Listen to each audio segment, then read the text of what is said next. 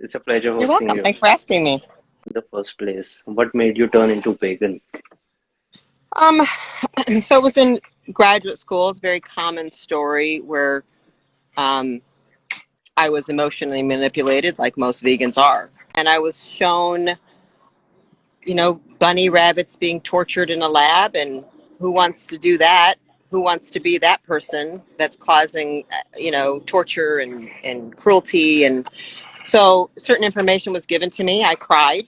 I literally had to leave the course room, whatever graduate, I don't know, but I couldn't handle it. I went into the hallway and I cried.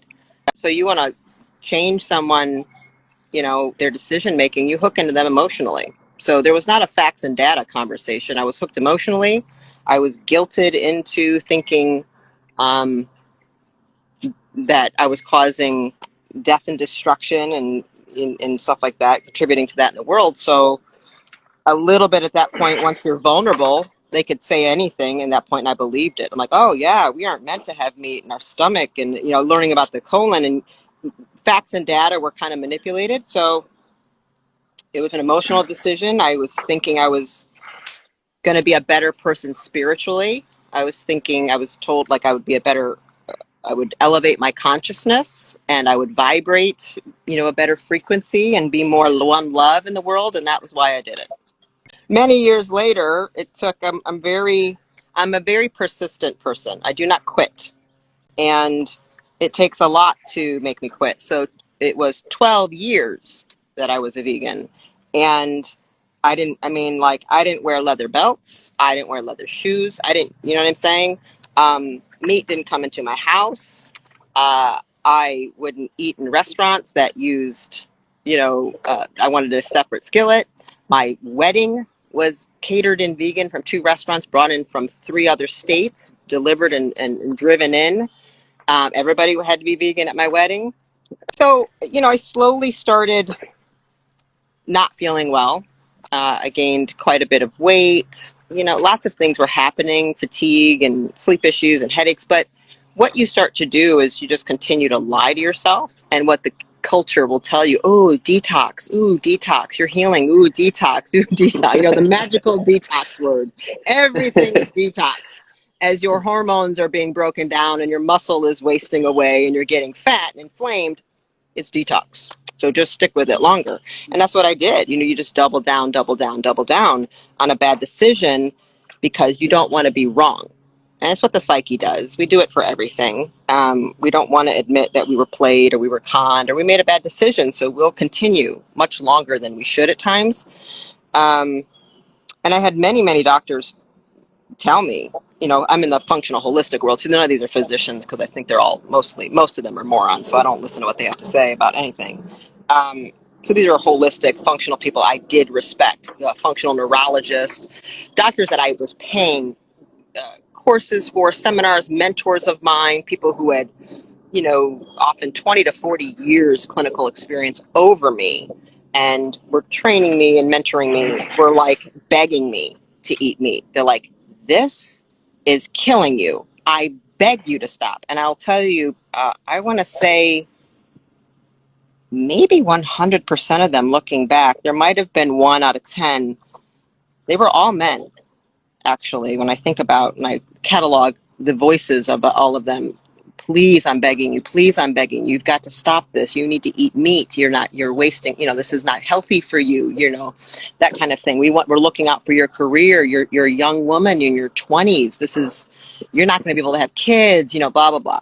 So sure enough, I got so sick and I always said no. I just thought I could do this harder. I could commit harder. And I actually, looking back, now I can admit how disordered this was. I had such a self-hatred, and the vegan community really um, thrives on people hating themselves and hating humans. That's kind of where you're at. Like, I hate people, mean people suck. I'd rather date my dog. Like, they'd rather marry their dog or their cat than actually have a human relationship. So their disdain for other people is very high, which means their disdain for themselves is very high.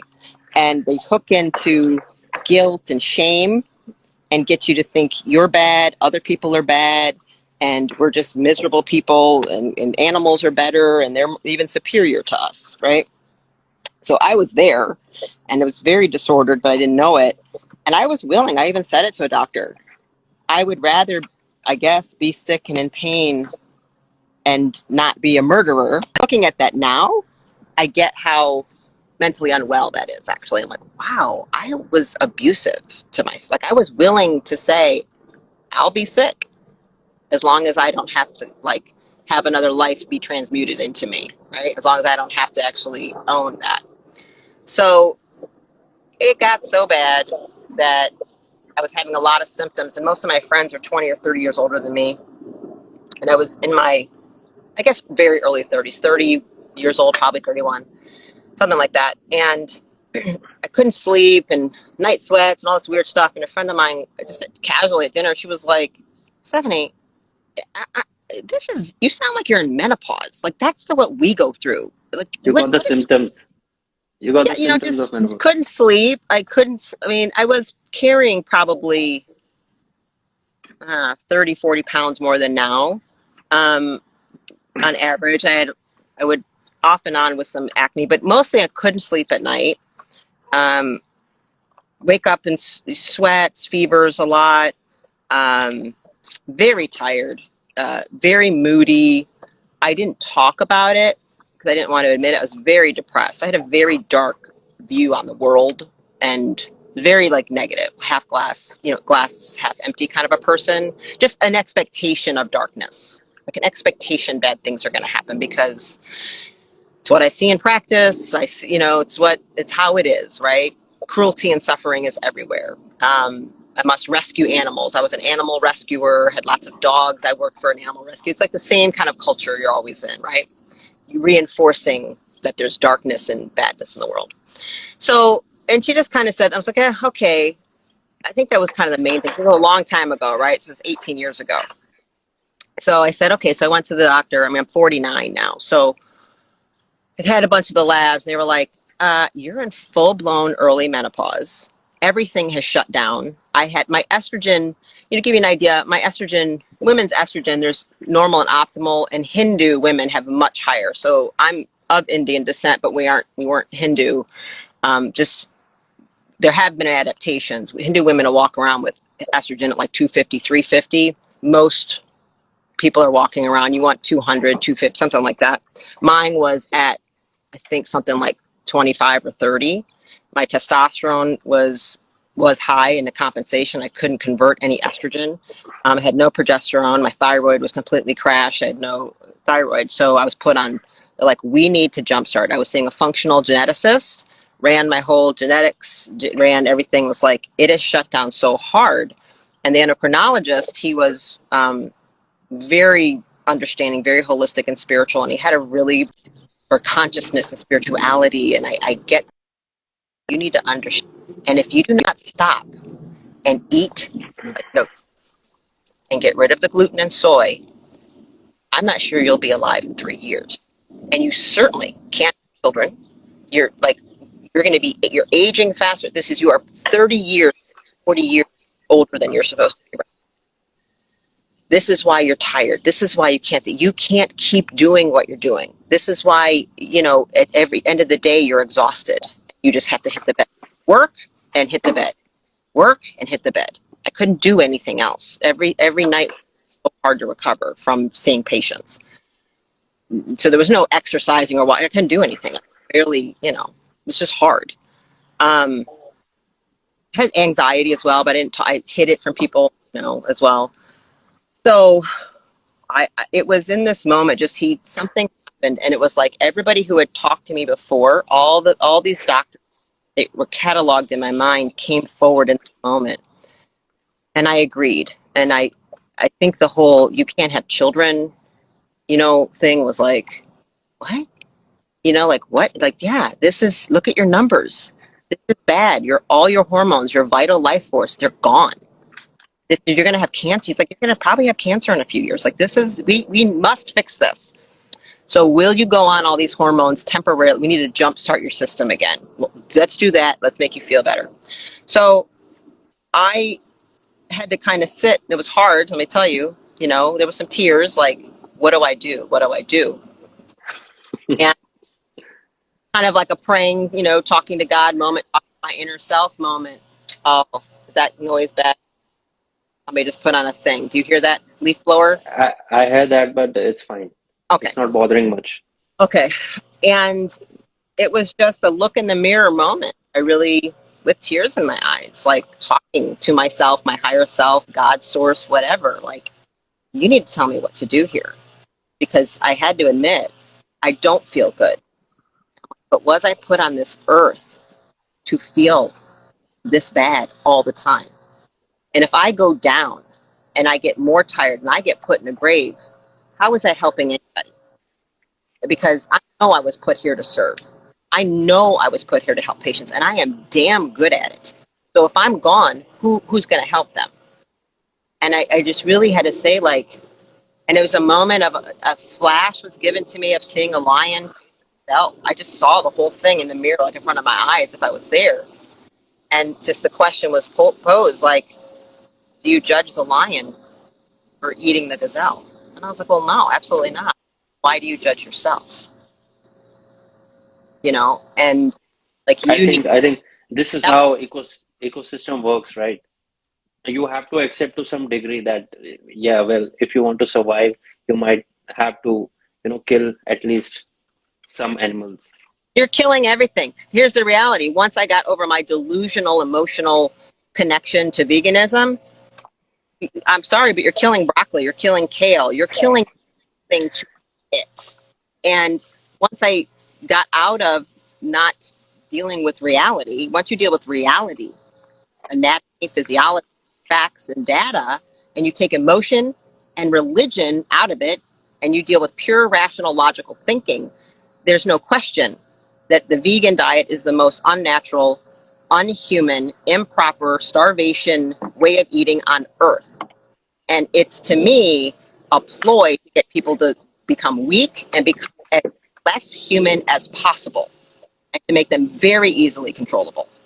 And it's been leveraged by religion in particular, and now it's going to be leveraged by governments to come in, and they use vegetarianism in particular. India's been a country it's happened to. They come in Yeah, with colonialism, and let's change everything. Let's manipulate the old sacred scriptures and lie to you and trick you into thinking what you're doing is the right thing, so we can weaken you, dumb you down, then take over, and you cannot resist.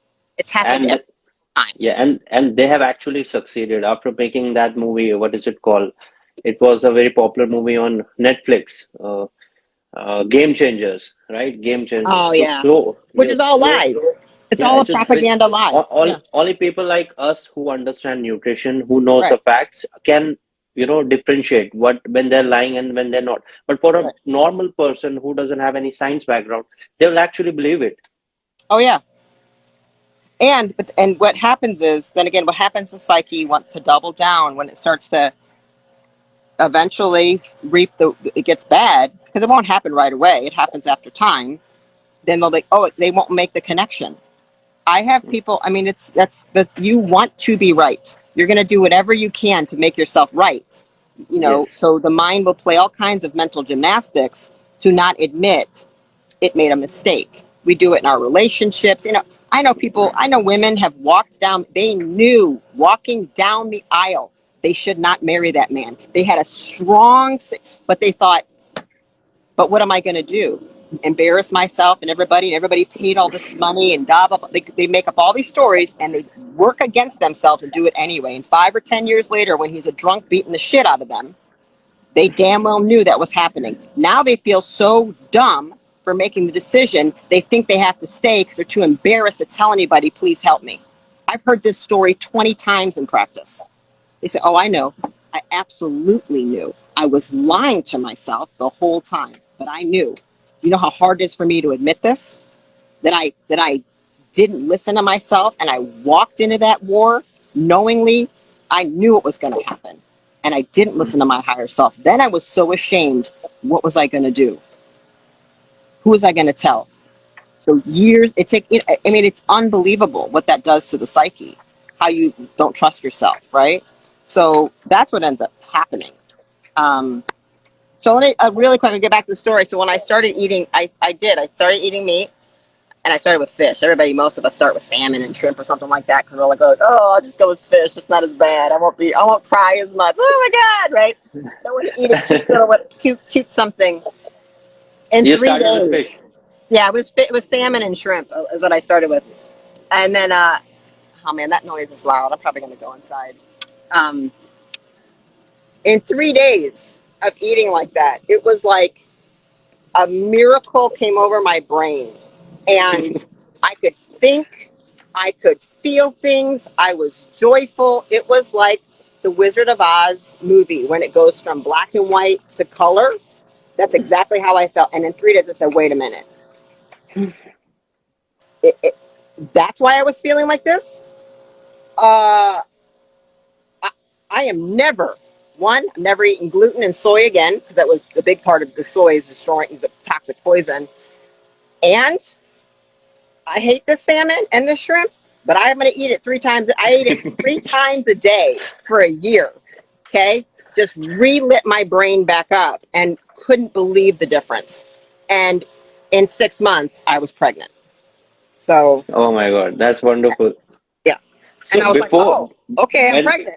Like, okay, that happened. Yeah. and when you were on vegan, you were not able to get pregnant. Is that right? Right. I was totally infertile. My labs were, I mean, absolutely wasn't going to happen. I had no You, estrogen, progesterone, thyroid stuff. And what they thought, the expectation was I was going to miscarry. I was hemorrhaging, and they said, well, here's the deal. Like, you're probably going to miscarry. I said, yeah. And probably hemorrhaging for 10 weeks vaginally, lots of complications. I was very sick. So it was very high risk. It was very hard for my body to come back. I said, well, and the geneticist was very hopeful. She goes, well, here's the thing. You basically going from no hormones. She goes, stop taking all the hormones. Stop right now. I said, I called her. I remember calling, go, how can this is possible? I thought I couldn't get pregnant. She's like, well, something happened. I said, okay. She cholesterol goes, happened. yeah, a lot of stuff happened, right? And I said, well, what am I going to do? And she goes, well, I don't know, Stephanie. I mean, it's if your body, if anything's going to make your body jump up its hormone production, it's pregnancy. So this might be the thing that ends up fixing everything on top of it, right? So, oh, my book, yeah, my books. So, and it did, but it required. I was on roughly 8.5 months of bed rest. That's how hard it was for my body to do this, and had to have 3 high-risk OB-GYNs and a neurologist in the hospital with me. I was not a candidate for anybody's kind of home birth because it was tremendous effort. And I had to eat like nobody's business. I don't think I ever ate that much in my life. I looked at my sister at one point and I go, I can't wait till I can fast again. I go, who the hell can eat every hour? But I had to eat constantly. And I gained at least 80 pounds, maybe more. I stopped weighing myself at a certain percent. I don't know how much I am. Had to get huge. My body had to pack on tremendous amounts of, turnover to support making a baby.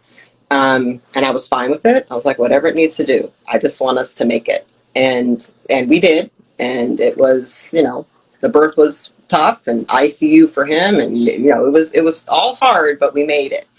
And I was eating just more meat than you can imagine.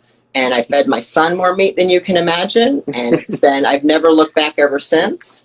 And I look at how fabulous and brilliant he is. And I'm like, it never would have happened unless I had gotten that sick and made that big shift.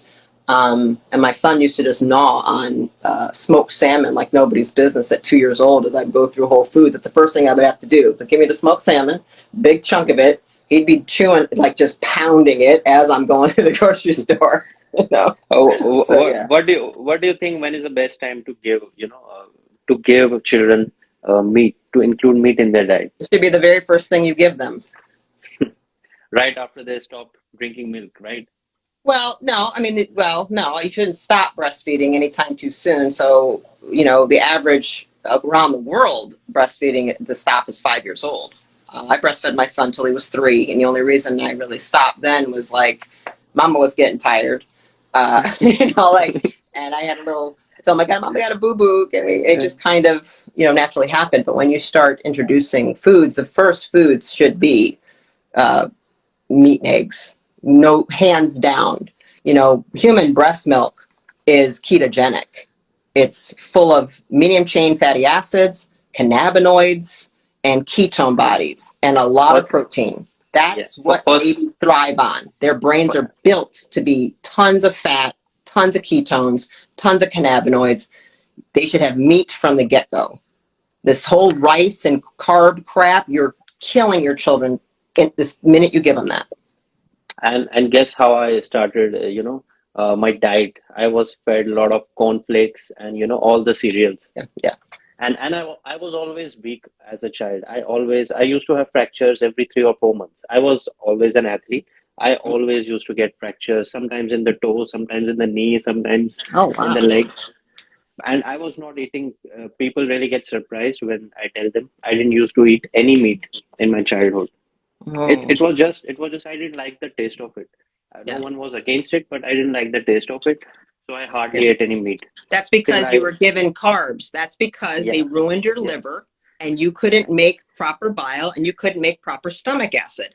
If your and you get stomach acid addicted. is at 1.4, 1.5, like it's built to be like a human, you naturally don't have a taste for it. So people think they don't want it or don't like it. I'm like, no, it's because your liver is so toxic. It's so saturated with fat infiltrating it, and you don't have proper signaling anymore. So the stomach acid goes up. You can no longer kill pathogens. So your body says, don't eat meat because there might be bacterial poison in it. And instead of us fasting and healing like we're supposed to in the wild, and then the stomach acid would fix, and you'd be like, oh man, where's the elk? What can I kill because I'm starving? That's what you would do. So people think they don't. That's a massive problem I deal with in my practice. I say, oh, Mm. you don't think you don't like it? Watch me fix it. And then a few And weeks later, they're like, I want burgers so bad. I'm like, yeah, that's because that's what you're supposed to eat. Nobody goes in the wild and says, "Damn, can I find some salad? Ooh, I can't wait to find broccoli." Show me any primal culture doing that. that's I'll true. wait. Yeah, that's true. And once you start eating, refined carbs and excessive carbs, you get addicted to it. I was so addicted to eating cornflakes and chocos. I don't know what do they call it in US, but here it's like I don't know the name in US, but it's a cereal only. Chocos is cereal only, Oh, and I used to eat it in breakfast. There was no protein in breakfast, and I yeah. used to eat it in the afternoon. So again, no protein. So I was really, really getting Yeah. protein deficient and Yeah. calcium deficient. And when I became a nutritionist, I realized, oh my God, I have been calcium deficient all my life. Well, and calcium were the least of your worries. I mean, that's the body will take care of the minerals on its own. Protein is the priority because what is bone? Protein. Protein, People like, whole don't like body, really understand what whole the body is. I'm like, what's your liver? Protein.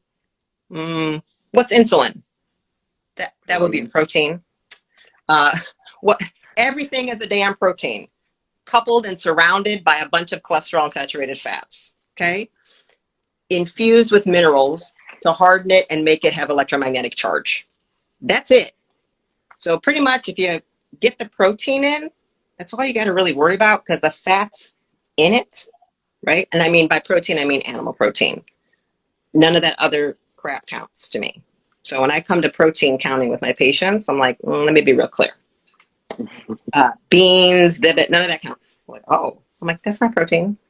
Those are carbs full of toxic poisons that are actually demineralizing you. I said, so we're done with those. They're like, oh, like, yeah.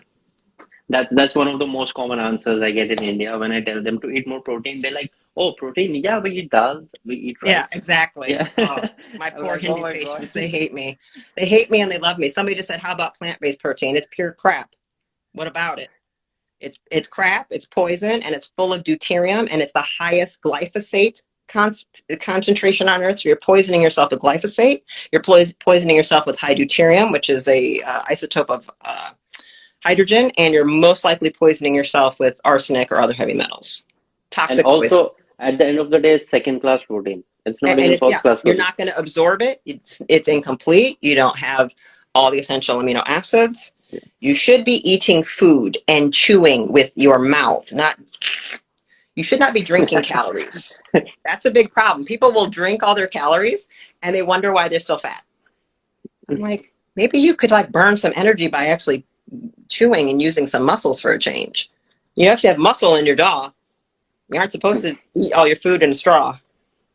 Just saying. I know. This is this is a lot more common in bodybuilding. Usually, we are so dependent on I protein know. shakes.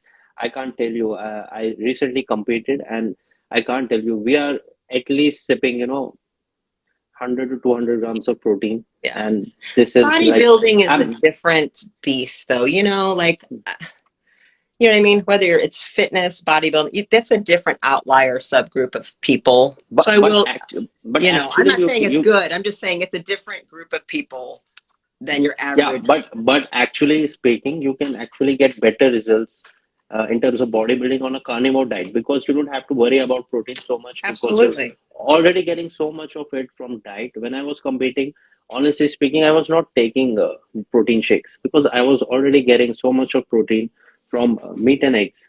Right. Yeah. In general, I mean, I don't think you have to do that. But it's a different thing. But yeah, patients want to always shortcut it. I'm like, when did it become so hard to actually cook a quick meal? I mean, this is not that complicated, you guys. Like And you should be slowing down. The fact that you want to eat a shake in the car on the way to your commute to work already is telling me you have destroyed digestion, because you have to be in a calm rest and digest state with parasympathetic nervous system dominance to actually have proper stomach acid, to make the bile, to make pancreatic enzymes, to have good gut motility, peristalsis going on. You can't do that rushed. You can't do that in a hurry. You can't do that stressed out. So eating should be a very slow, pleasurable community experience, actually, not the way we're doing it. So already I'm like, if that's what you're trying to do all the time, I'm like, we've already got a problem. Because I already know I have a nervous system disorder in you. And your HPA, your gut brain axis, it's all jacked up. I have to calm you down and teach you to slow down. yes. Eat slowly. And honestly speaking, eggs is one of the most easiest thing you can cook, and it hardly takes 5 minutes. I know. It doesn't take long. That's why I keep going to people, or even the slightest bit of planning. I'm like, you could like hard boil a bunch of eggs. You can make a quiche. You can bake a egg and meat kind of thing and slice it up, have it ready to go in your fridge, or have stuff ready in the freezer. Like, it's really not that hard. So like, I don't tolerate a lot of excuses when people, I'm like, well, I get they need me to think for them again. I'm like, oh yeah, we're going to stop the brownies. We're stopping the hot pockets. We're stopping the drive through, and you're just going to eat actual food. And they're like, what? And then it's always amazes them. Oh my God, doc, I feel so much better. Shocking, because you're not starving now. I usually have to make that people just eat more, right? It's one of the first things I do, because the majority of people come to me for mental health problems. That's what I specialize in. And a number one problem, they're all underproteined. And most of them have very low cholesterol. So I have to address that right away. And I made a decision about 5 years ago, maybe. I do not accept vegans in my practice. You will change, or you're not for me. You want to get better with me, you will change. If you won't, goodbye. I'm not wasting my time, because I will not get your brain to the point I will ever get rid of your anxiety, your depression, your PTSD, your panic disorders, your self-mutilation, your schizophrenia, your bipolar, your multiple personality, your borderline. None of it will go in a starved, unstable brain that cannot make a charge or maintain one. So why would I take your $10,000 and do a bunch of brain therapies? I know it won't last. I would be lying. It's unethical as far as I'm concerned. Yeah, they have to treat the root cause first. Yeah. And they're starving. If there's no substrate of cholesterol and zinc and B vitamins and magnesium and copper, which you get from meat and eggs, there's not much I can do. And It's not going to work. EPA, DHA, creatine, carnosine, Yeah, vitamin well, it's B12, all. I mean, it's you all in don't there. The get all of choline, this. it's all in there. Phosphatidylcholine, the omega-3, DHA, it's all in animals. And, You're not getting and any of that in plants. It doesn't exist. So because you even can't get it even all. even if you're getting omega-3 from flax seeds, that's not even bioavailable. That's not in the It's form of it's EPA and not. DHA. It's bullshit, is what it is. Yes, This is bullshit. yes. It's a And you lie. know, That's the thing. They're lying to you. You know what I mean? And and I've done it in practice. I tried I was a vegan for 12 years while I was seeing patients. You have to understand this. Now, I never made anybody go vegan. I did not project my diet onto my patients one bit. I am not that kind of clinician. It just never was an issue. Like my personal choice is not what I do in practice. So I didn't turn my patients into vegans. If they were, I supported that decision and the 8,000 supplements they had to take all the time. So when vegans would come to me, vegans, vegetarians, and they wouldn't take certain things, I'm like, now I'm limited to these vegan versions. It never worked.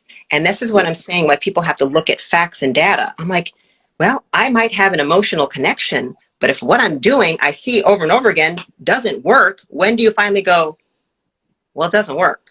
So maybe I need to, maybe I'm thinking something wrong, because I don't care what they say, those algae-based omega-3s, those algae-based flax seeds, they don't work. they don't work. They And don't trust me, work. I don't care and how much I give to a patient. They don't work. And here's a funny thing. I was doing my master's in clinical nutrition. They actually recommended flaxseed for omega-3, and they told me to stop eating egg yolks. They told me to Of stop course. eating red meat. And I would just laugh at them. Yeah. I would just stop my video and I would laugh and then come back in the Yeah. class. And honestly, and these are the guidelines. What's most Right. disgusting thing, what really, angers is me, what really angers me is that the guidelines are all set based on no meaningful evidence. They all are wrong. And Well, every patient who they are based on meaningful evidence. Let's get back to what the guidelines come from. The guidelines are designed to make you weak and controllable. And the guidelines are based upon Seventh-day Adventist religion, which is vegan. So your scientific guidelines from Western over here, which we've influenced you guys, right? So the Rockefellers, who own all of healthcare, have influenced everybody. They're Seventh-day Adventist vegans. It's a religion. So they basically said, look, the Kellogg family, that's where I'm from, where they're from, okay? The Kellogg family was like, look, we have to find a way to weaken men, make them stop masturbating, make them stop having sexual right, desires. This is a sin, and we need them to not be like that. So how can we do it? Oh, cornflakes. fake, yes. Yeah, give up I think cornflakes, take away this their was early meat. 90s. Yes, we'll lower all of their testosterone. We'll make everybody, and women too, will lower all their hormones. They'll no longer be vibrant and energetic and act like humans. So they won't want to have sex as much. They won't be able to have babies as much. Their muscles will drop. Their bone density will go down. Their height stature will go down. So they're going to be smaller, weaker. Their jaws will get narrower. They can't chew as well. Their teeth will get crooked. This all happens when you go to grains. So if the goal is, I want you weak and dumb so I can control you and make you believe anything, the guidelines make perfect sense. And this is what I ate all my childhood, fucking Kellogg's, and that's why I was never good at studies. I even flunked once in first class, and then I was never good at studies. I was not even good at sports. Who I was very passionate about sports, despite being so much passionate, I was not very good at it. Hmm. That's And really sad to hear in India, like that much. I'm saddened. Like, wow. Like you know what I mean? Like you were fed cornflakes. yes, Wow. and on the box they write it's heart healthy, it's brain healthy, and it's everything healthy. So you actually fall for it, and Yeah. as normal people, Marketing. Yes. marketing, yeah, Propaganda. and not, yeah, and it's fortified with fake vitamins which you don't really absorb. So yeah, Yeah. you fall for that. Yeah. And many of the vitamins are actually poisoning you. So they're fortifying things with iron, and then all of that iron acts like a heavy metal, and it damages your Yeah. liver and it damages your heart. See, they're poisoning you and tricking you into think they're helping you. That's how they're Mm. geniuses. Do you care if I answer a couple of the questions I saw? Do you care? Yeah, definitely. Okay, so somebody said, will the yolk of an egg cause cancer or prostate cancer? I thought that was kind of an interesting question. I don't even know where that would come from. Where on what planet that would be? I'm interested. Like, wow, are they saying that? So let's talk about an egg, okay? Because I have chickens in my backyard, so I get eggs every day. I have a bunch of eggs. I have chickens back there. I get my fresh eggs from my yard. And let's go back to I made a baby. Let's talk about what any egg becomes: a chicken egg, a turtle egg, a fish egg, a human egg. Our eggs, that egg has all of the nutrition so potent that it has all the resources to initiate and begin the creation of an entire other being. Eggs are the most perfect, potent source of everything a creature needs to be formed. Right? They're magic. My egg Right. is magic. All right. So please tell me in what planet, on what world that could be bad for anybody. You want a good brain? You better eat eggs. And I mean, and one of the best eggs you can eat, salmon, fish eggs, salmon, tuna, like small eggs, because there's no heavy metals in them, you guys. And you want to talk about DHA. You have the phospholipid form of DHA, which is a fat we cannot make. We must get it from animals. And in those, like, this is roe caviar. The people are like, roe is the cheap version of caviar. Eat those every day. Give those to your baby. Watch kids pop on salmon roe, different flavors. See what they like. They crunch and kids love them. Actually, they pop and make a lot of fun little stuff. It's very well known. The women who eat the most fish, DHA, when they're pregnant, have the highest IQ children. And so, what did It's they do? actually essential. Pregnant That's true. women And need so, what they EPA tried to and do was DHA. say, don't eat fish. It's got mercury in it. Stop eating fish so we can make your babies dumb. That's what they did. This is what they do. You want to be healthy, do the opposite of what any nutritionist is telling. It trained by, with a degree. Most nutritionists with a degree don't know what they're saying. Yeah, that's why I never completed my master's in nutrition, Yeah. because all they taught was, most of it was bullshit. I completed 1 year, but I couldn't stand one more year, so I left it. And Yeah. I wanted to Save see your both sides money. of the coin, Save your money. because many people used to tell me, okay, these are the guidelines, you're not a doctor. So I actually did masters in nutrition because I wanted to see both sides of the coin, but Yeah. I couldn't stand it for more than 1 year. Yeah. I mean, And and they here's used the thing. I'm like, if you want to follow the guidelines, I just say, okay, so let's just look at their track record. I would like to see, I don't know why people listen to people that aren't good at what they do. I mean, if you look at the track record of the American Medical Association, the American Dietetic Association, the American Cancer Society, the Alzheimer's Society, please tell me how you've reduced or improved anything in the last 50 years. And they can't, because everything Diabetes just has gets gone worse. worse. Yeah. Everything gets PCOD has worse. gone worse. I'm like, you're Cancer has literally gone worse. so bad at your job. You think if you kept taking your car to a mechanic and they broke it every single time you went, what kind of moron are you for going back to that mechanic again? After a while, I don't even feel bad for people. I'm like, you keep doing dumb stuff's going to keep happening to you. So why would I listen to people who are so bad at their jobs that after all these years, you still have heart disease as the number one killer? After all these years, obesity is where it is. After all these years, cancer is still number 2 in America. After all these years, when I was a child, there were like almost no children's cancer hospitals. They're like on every corner now. You guys still can't figure this out? After all these years, you can't look at the data from the 1800s at what the ketogenic diet does to people, how it stops seizures, stops diabetes, stops cancer. You guys are still this dumb? Or are you just evil SOBs that purposely don't look at reality? I don't know. But I don't know why anybody, and I say, good, listen to your guidelines. Good luck with that. Right? Because India, let's talk about India.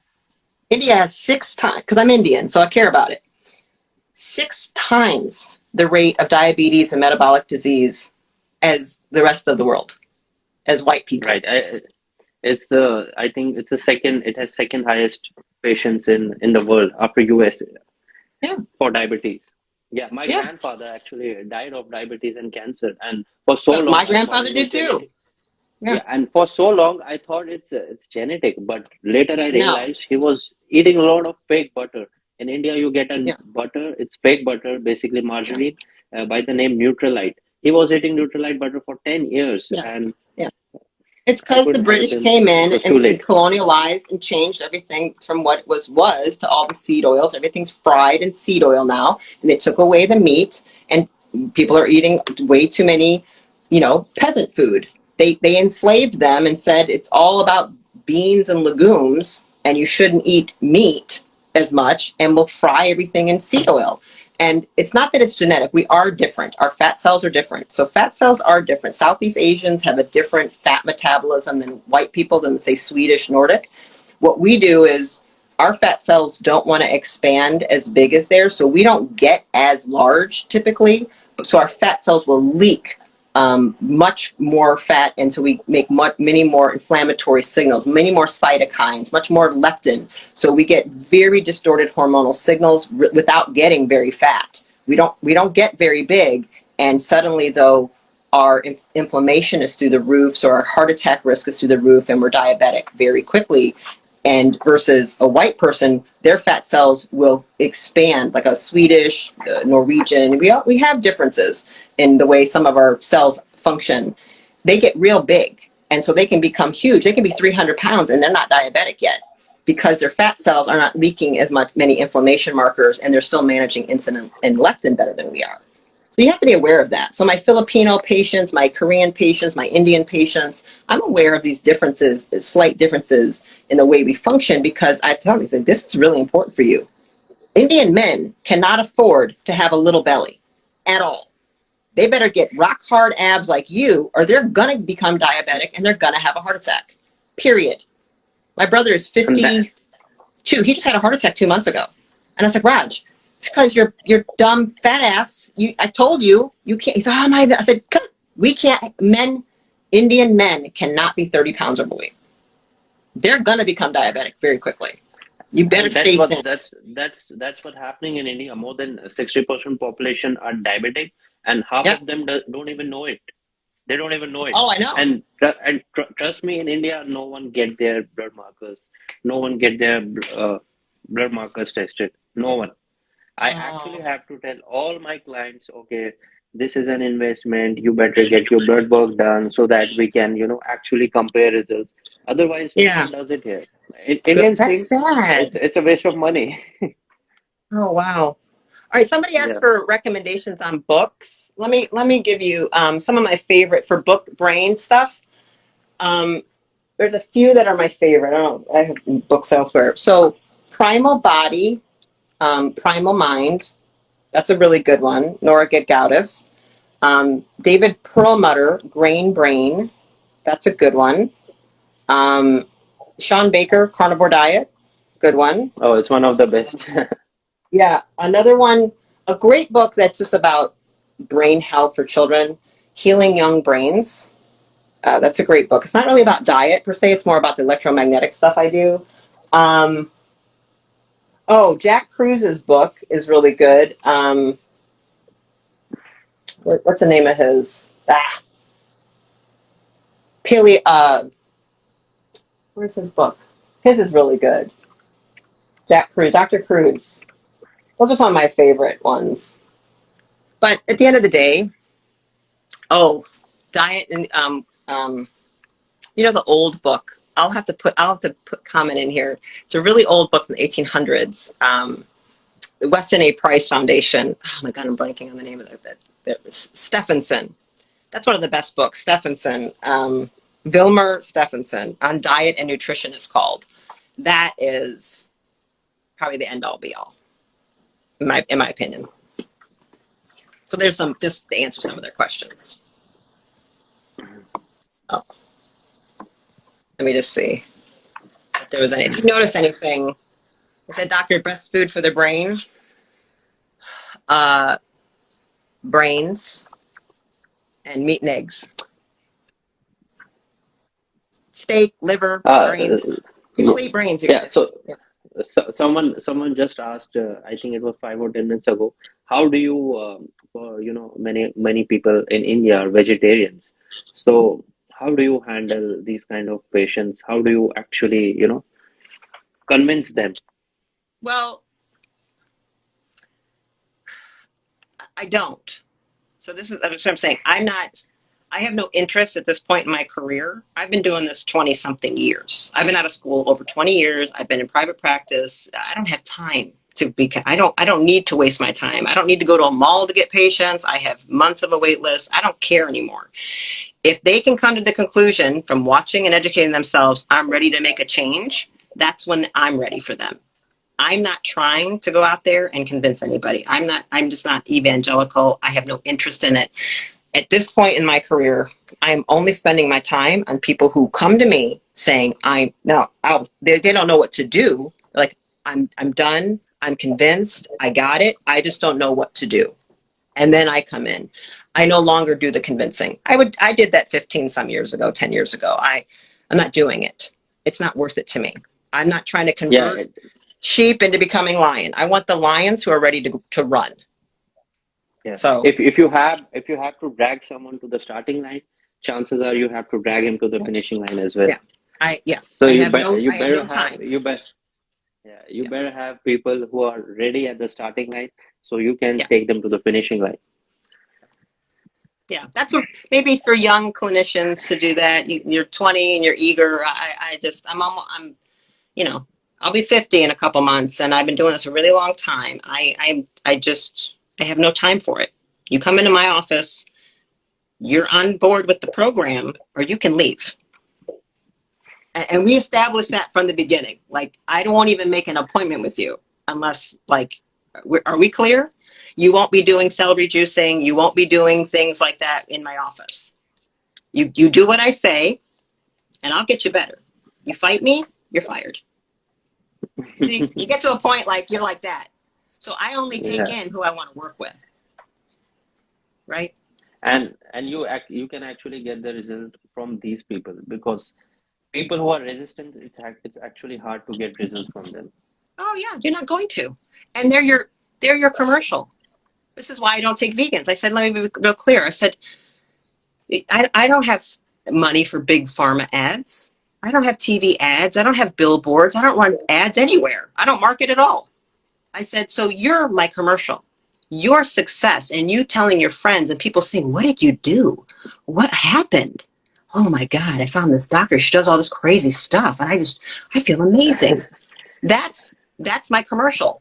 So if I can't get that done, if I can't keep a brain with enough saturated fat, cholesterol, and minerals that it can hold charge, there's no point in it. And I came to that conclusion after working with so many vegans for so long, and it wasn't working the same way. Where I'm like, God, why is it taking me twice as many visits with these people as it is these people? And I knew there was something. I mean, and then making them buy like $1,000 a month of supplements. I was like, this is stupid. You could just eat a steak, and we could stop all this nonsense. So I did start convincing people, and people who stayed with me. I had many vegetarians and vegans who converted to eating meat, and then they all got better much faster, and they never went back. I have several families I've just started, some that were vegan their whole lives, some who've been vegan 30, 40 years, and they've gone to, it's been 20 years of ulcerative colitis, 20 years of Crohn's disease. And then sure enough, they're like, wow, I can't believe how much better I feel. Like, and they go, I know it's hard. I get it. And so I'll have those conversations, of course, about my journey. And then we talk about, I know it's hard. I have deep empathy and compassion because I was there. I lived it. I get it. So I'm very kind about it, and I'll take a long time to get them there. I'm like, okay, so let's start with this. Let's start with that. It might take me 6 months to get them really, I don't start overnight because their liver and stuff, they can't handle it. They don't have normal function anymore.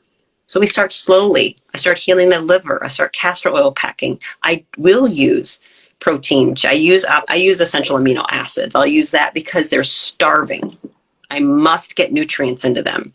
And they don't have good digestion. Their GI tract is ruined, so they can't absorb and assimilate food yet. So I have to use a lot of supplements and stuff at first to get them working again.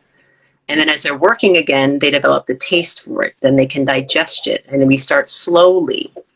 You And can't do it overnight. maybe digestive enzymes as well. It all depends. I mean, I do lots of things. It's lots of, yeah.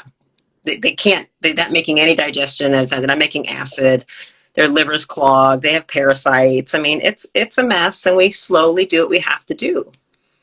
And I make them, they get to the point where I want every meal them to look at it, smell it, it should be pleasurable.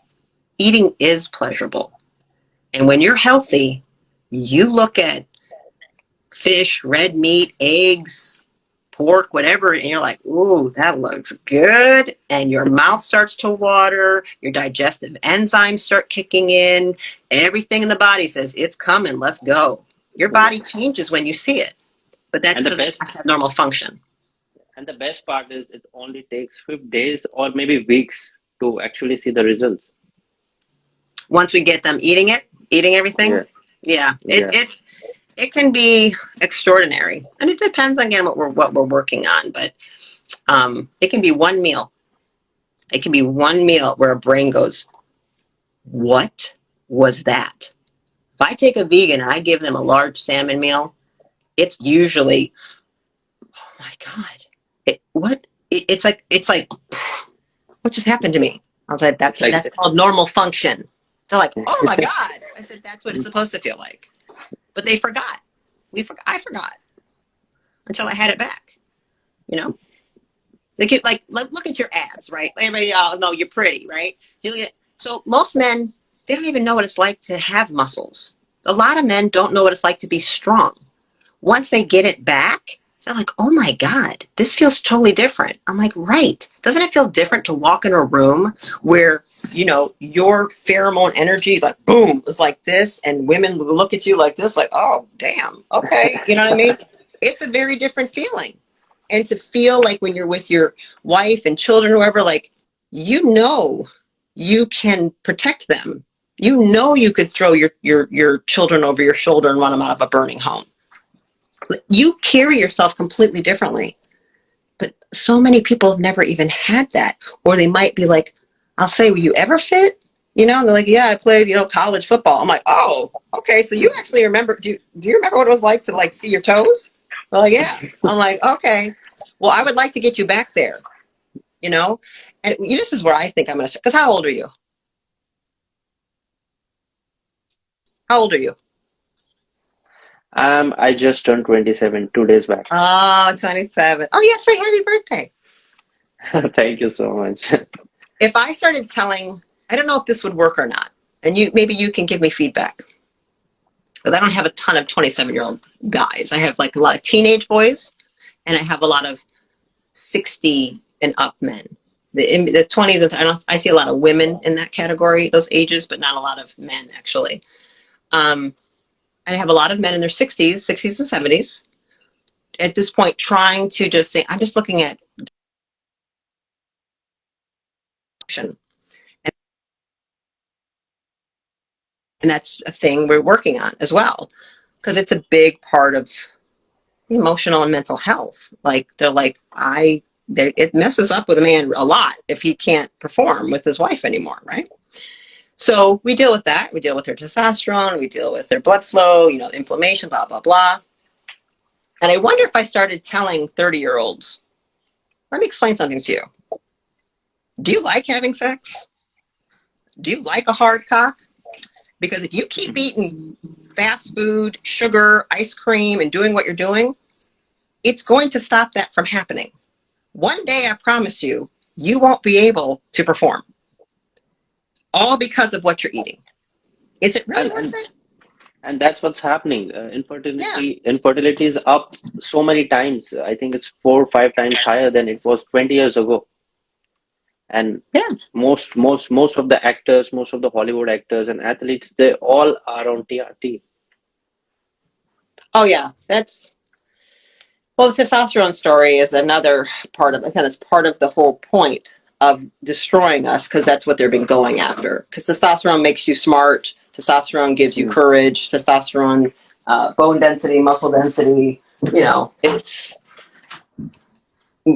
if you start breaking down testosterone, you will break down a society, and you'll break down its strongest people, its protectors and its fighters. So that's Yeah. been a very concerted chemical war that um, men and women have not been in a good position to fight. We've been poisoned unknowingly, like to such levels that it's unavoidable. So I am a fan of absolutely testosterone optimization, and sometimes that will be replacement because you've been poisoned to death and you didn't know it. And many times this has happened. I mean, children now are being injected at birth with, hundreds of shots. Like they're innocent victims of what's been happening to their hormonal systems. So is it some 18-year-old's fault? By the time he's 18, he's only got testosterone of 200? No, he's been poisoned to death. Yeah, And and he wasn't, testosterone. it wasn't his fault. Yeah, and sex hormone it needs cholesterol for synthesis, and we're not eating any of that. Yeah. I mean, that's well, I'm going to tell you, even people who are eating a lot of cholesterol, they still can have low testosterone. As I'm saying, there's lots of Yeah, endocrine disruptive hormones, poisons happening as well. So even with a perfect diet, it's not going to guarantee we have good vitamin D, good cholesterol. But yes, cholesterol is the backbone of every single hormone. It's the backbone of your brain. It's the backbone of all fat structure in your body. It's the fat wrapping around all your nervous system. And them that trying to lower it is trying to kill you, right? That's the point of right. it. Yeah. That's true. There are definitely so many factors, but I think it's vegans and vegetarians are one of them who are more who are they're among people who have most infertility. I've seen a Oh, lot of yeah. vegetarians and their Oh, yeah. testosterone levels are really, really low. Yeah. And worse, on top of that, they're not eating any cholesterol Yeah. because, the guidelines, it tells you not to eat cholesterol. During my Yeah. master's in clinical nutrition, I was told you should not be having any cholesterol. And any disease, every day we used to, learn about different disease. And trust me, for every disease, they first said, avoid red meat. Day two, avoid red meat. Day three, avoid red meat. For everything, they blamed red meat. Yeah. And it was getting, I was, And red meat I, is superior to every other protein out there. Period. You want to stay sick? Stop avoiding. Don't eat red meat. and in I India, cure Crohn's all the time. Red meat only diets constantly. It's the most nutrient dense. It's super nutrient dense, and it's low calorie. Why would you not eat that? And here's the thing: cholesterol. Again, this is all they bamboozle you. They trick you into thinking the cure is the disease. Cholesterol is a repair molecule. It is the number one thing we make to repair. Every cell in your body makes its own cholesterol, except red blood cells. Everybody makes its own cholesterol. However, 60% of what we need, we have to have more from the diet. So would the body put that much energy into making something that is going to kill you? What? I mean, I don't even understand the logic here. yeah, If you simply understand facts, data, anatomy, physiology, what does the body do? It makes cholesterol all the time. yeah. Fat When I liver's assisted, job is to package cholesterol because it's the repair molecule. So when if I you asked the don't eat same, it, you don't repair. yes, that's why we see high cholesterol among people who have high inflammation, especially women with PCOD and diabetes. Yeah. And the body's trying to heal itself. It's brilliant. You don't want to And stop that. and they actually blame the cholesterol for it. Correct. And that's what they've done. They've convinced you that the thing that's healing you is the problem. A Yeah, fever is yeah, the greatest healer on earth. You should never suppress a yes. fever. But people suppress them all the time. Dumbest thing ever. They Right? actually blame the fireman for the fire. Correct. You dumbass! Fireman has come to stop the fire. Right. It's not the fireman who has caused the fire. Right. And they blame the cholesterol for things refined Correct. foods and seed oils are doing. Correct. So I appreciate you still trying to, you got to keep telling your clients. You just got to keep, all you can do is keep doing what you're doing, and we can just keep saying the message, and the people who will resonate, they will come to you. It comes down to that. You keep telling the truth. People who are ready will be like, what did you say? And they'll just come and say, I kind of knew something about that was wrong. I just felt something didn't sound right. I'm like, okay, well, I'll explain it to you. First thing I do is get all my patients off statins. I'm like, oh, we're gonna stop this. This is it. We're done with this. This That is is the the first worst thing I drug on do. earth. You know, you Yeah, want to have this is the dementia? first. Yeah, you take a statin. And you don't know, I actually have to meet patient's doctor to stop the statins because their Yeah, family don't allow them to stop statins. yeah, I understand. And then I have to meet their family, then I have to meet their doctors, and it's really a hard task convincing them that statins are no good. Yeah. Well, I think Perlmutter does a beautiful job. There's a lot of great books out there that have broken it down. That the lie of Ansel Keys, he was a fraud. So they're basing all of their guidelines on a fraudulent study that was caught being fraudulent, and yet they're still doing it. And it's only for one reason, because statins are the highest selling pharmaceutical in the history of drug sales. That's it. True, That's true. that's follow the money. It's that simple. Follow the Yes, I money think. and you'll know the truth. And worst part is we don't have the money to make these kind of manipulated studies. Well, you just follow the money of the studies. The studies are Yeah, fraudulent and they're funded for a certain purpose, and it's right true. there in front of you. 85% of all studies came out of Stanford. The study to look at the study said, oh shit, 85% of all the studies are fraudulent and lies. They're not good. So that's why I don't even care about studies, And, because they're all and lies. Yeah. and they have taken the same studies in Game Changers. The most shocking Yeah. moment for me was when I saw Arnold promoting this vegan diet, and I was like, "Oh my God! I All his know. life He he broke ate people's meat. hearts. I Yeah, know. all his life he ate meat and eggs, and he became the best Yeah. bodybuilder on earth. Yeah. And suddenly he's promoting something he never did. That's And because he's you invested in the company. yeah. That's why he's invested in the pea protein company. He's Oh my set to God. make millions. They're all invested in the thing they're trying to sell. It's not by coincidence. It's for money. Yeah, and you know what? Before he became popular actor, he used to have this ad. In this ad, he used to hold meat in one hand, and in second hand, he used to hold steroids, and he used to say, Oh "This yeah. is breakfast of champions. Yeah. Yeah, yeah. So This funny. is breakfast of champions." And Yeah. suddenly, he was promoting vegan. I was shocked.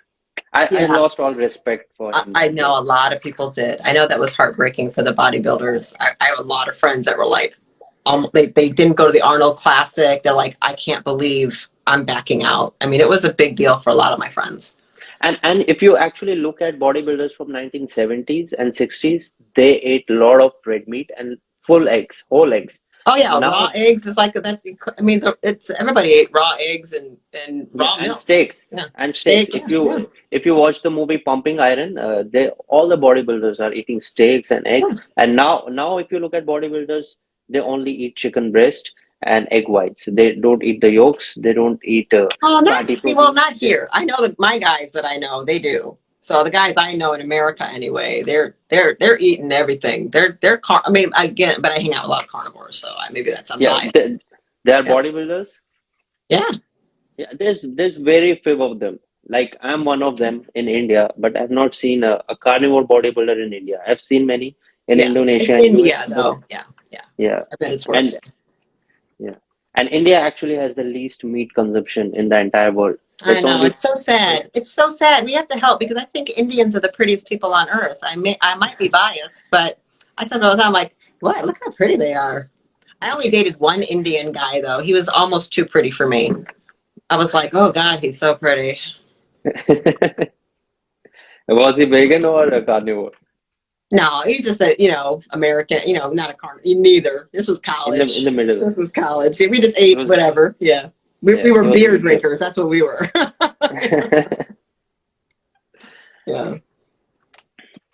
It's interesting that we have the lowest meat consumption and we have the highest metabolic issues. Yeah. Indians only eat, the average Indian eats 4 kg in a year, 4 kg per Oh capita. my God. This is, I'm speaking from studies, Yeah. and we have the highest rate of metabolic issues. Yeah. PCOD is in every other house, Yeah. cancer is in Because you're every other house. starving. So if you Yeah. don't only eat that little bit of protein, your body is searching for nitrogen. So it's going to continue to eat. It's going to have to find everything. So it's going to continue to be like, much more of this and everything. Of course, the seed oils are a major problem. So, but when you don't have enough animal protein, you will continue to eat, you overeat because you're never satisfied. And it's the protein leverage hypothesis. You're looking for the nitrogen. So you just continue to eat, continue to eat, continue to eat. Plus, insulin is super high from all those carbs, which then blocks leptin. So then you're driven to, I have to eat, and I have to turn off my fat lipolysis so you don't burn any fat. So then we have more fat, right? High insulin, low, which blocks testosterone, does that as well. So now we've and leptin resistance happens. So now you just pack on fat and you don't burn fat. And there's your diabetes, there's your obesity, there's your heart disease, there's your sleep disorders, there's your snoring, there's your erectile dysfunction, there's your dementia, there's your Alzheimer's, it's strokes, it's all coming. And where did it start? You never ate enough protein, so you never felt satisfied, so you kept eating all this other crap that was available.